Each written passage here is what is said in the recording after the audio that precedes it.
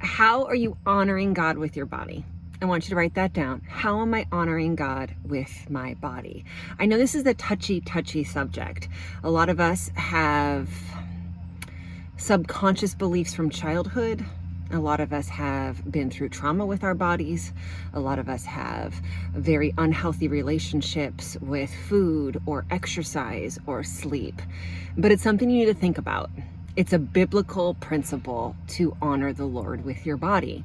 And honoring the Lord with your body comes from honoring yourself as well. So you might have everything kind of figured out when it comes to being a Christian and your relationship with the Lord and church and all those things, and relationships even, which if you have all of that figured out, please let me know, because it's so hard.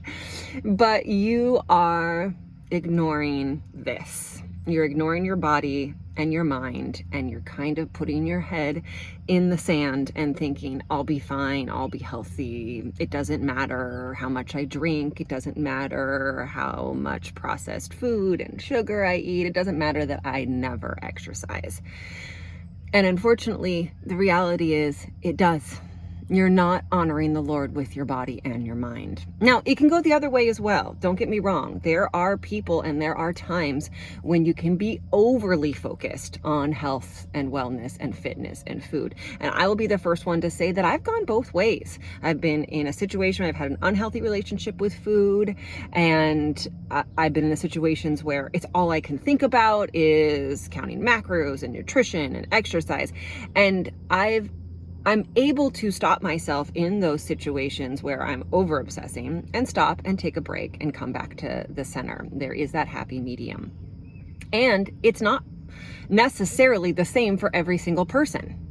Your good, happy medium of honoring the Lord could be just 5 minutes of exercise a day, getting out and going through a walk and clearing your mind so that you can hear him better. Or it might be going to the gym for 45 minutes every single day. But I think that you know, and you can feel it. And if you're not doing anything, if you're not moving this body that the Lord gave you, if you're not filling it with good, nutritious, healthy food, not overly filling it with the junk and the soda and the sugar and the processed, you know, you feel it.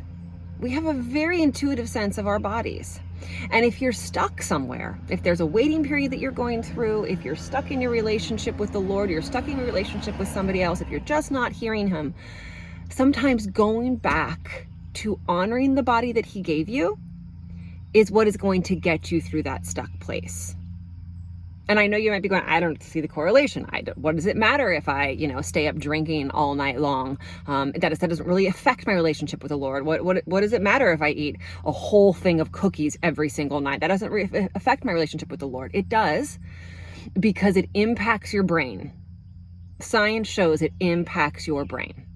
And your brain is not going to be able to settle on the Lord. You're not going to be able to get good sleep.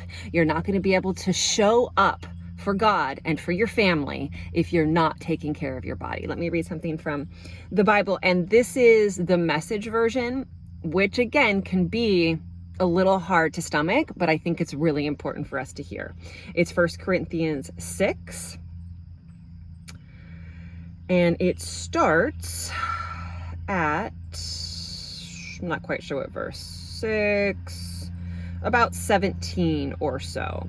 Or didn't you realize that your body is a sacred place, the place of the Holy Spirit? Don't you see that you can't live however you please, squandering what God paid such a high price for? The physical part of you is not some piece of property belonging to the spiritual part of you. God owns the whole works. He let people see God in and through your body. He let people see God in and through your body. Here's the most important part of this. You can't do it alone. You need help. If you have a not great relationship with your body, with food, with exercise, with sleep, get help.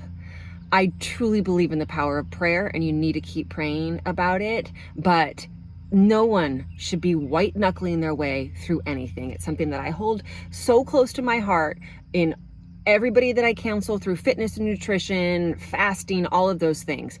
there's no white knuckling. You're not honoring your body and you're not honoring the Lord if you're like, sheer willpower, I'm going to get through it. You need help. So I want you to journal. I feel like I was a little upset with you. I don't mean to be upset with you. I just am so passionate about this. I need you to journal about how are you honoring the Lord with your body and what are some of the things you can do. And again, it doesn't mean you have to jump full swing into going to the gym 45 minutes a day or, cutting everything out of your life. Journal about it. Sit there and do the, what do you want me to know? What do you want me to do, Lord? And hear what he says. Think about it in your head. How am I going to honor the Lord with my body? And then stop and pause. And what do you want me to do? What do you want me to do? What do you want me to know?